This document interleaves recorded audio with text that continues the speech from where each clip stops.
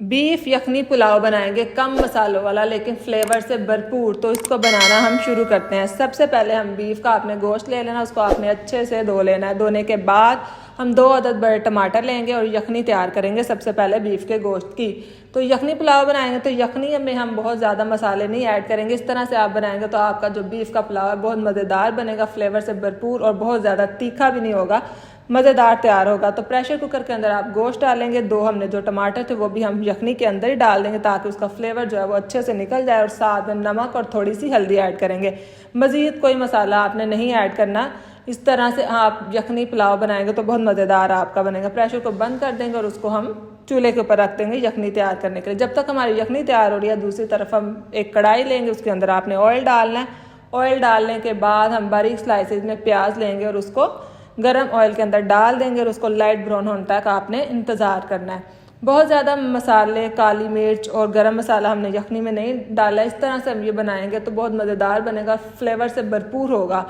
तो ज़्यादा तीखा पुलाव जो है ना वो अच्छा भी नहीं लगता कम बाज़ का। तो इस तरह से आप ये पुलाव बनाएंगे तो मज़ेदार बनेगा। तो लाइट ब्राउन हमारा प्याज हो गया, तो अब हम थोड़ा सा पानी लेंगे और उसको कवर करके इसका कलर निकाल लेंगे। अच्छा सा आपने पुलाव का कलर निकालना है ताकि उसकी लुक जो है वो अच्छी आए और वो दिखने में भी अच्छा लगे और खाने में तो क्या ही बात है।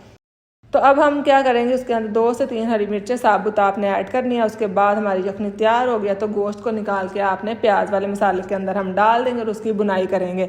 अच्छे से बुनाई करनी है आपने। बुनाई करने के बाद जब तक वो घी छोड़ ना दे आपने उसकी बुनाई करते जाना। अब हम इसमें मसाले ऐड करेंगे। लाल मिर्च का पाउडर ऐड करेंगे, थोड़ा सा नमक ऐड करेंगे, बहुत ज़्यादा नहीं ऐड करेंगे क्योंकि हमने यखनी में भी ऐड किया था।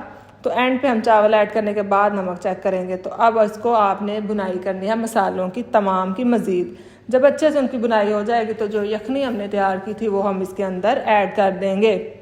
आपने यखनी को ऐड कर देना। तो यखनी को ऐड करने के बाद जब उसमें जोश आ जाएंगे तो तब आपने उसमें साबुत ज़ीरा ऐड करना है। हम मसालों में सिर्फ हम गरम मसालों में साबुत ज़ीरा हम इसमें ऐड करेंगे। साबुत ज़ीरा आप ऐड करेंगे और जब तक जोश नहीं आ जाते, जब जोश अच्छे से आ जाएगा यखनी के अंदर, तो इसके अंदर हम चावल डालेंगे। चावल आपने अच्छे से निचोड़ के ऐड करने हैं ताकि ज़्यादा पानी ना हो जाए तो आपके जो चावल हैं वो जुड़ ना जाए। तो अच्छे से निचोड़ के हमने चावल ऐड कर दिए, उनको अच्छे से मिक्स कर लेना। अब आपने एक दफ़ा नमक अच्छे से जब जोश आ जाए तो चेक कर लें ताकि आपके चावलों में और यखनी में जो है नमक अच्छे से आपको पता चल जाए। अगर कम हो तो आप इसमें ऐड कर सकते हैं, ज़्यादा ना हो इसलिए आपने पहले बहुत ज़्यादा नमक नहीं ऐड करना। तो हमारे जो चावल हैं पानी जो तकरीबन खुश्क हो गया, अब इसको दम लगाएंगे 10-15 मिनट तक। तो हमारे जो मज़ेदार से बीफ पुलाव है ना वो तकरीबन रेडी हो जाएगा। इस तरह से आप बीफ पुलाव बनाएंगे तो बहुत मज़ेदार बनेगा, यकीनन आपको पसंद आएगा। बहुत ही लजीज बनता है और जल्दी से बन जाता है।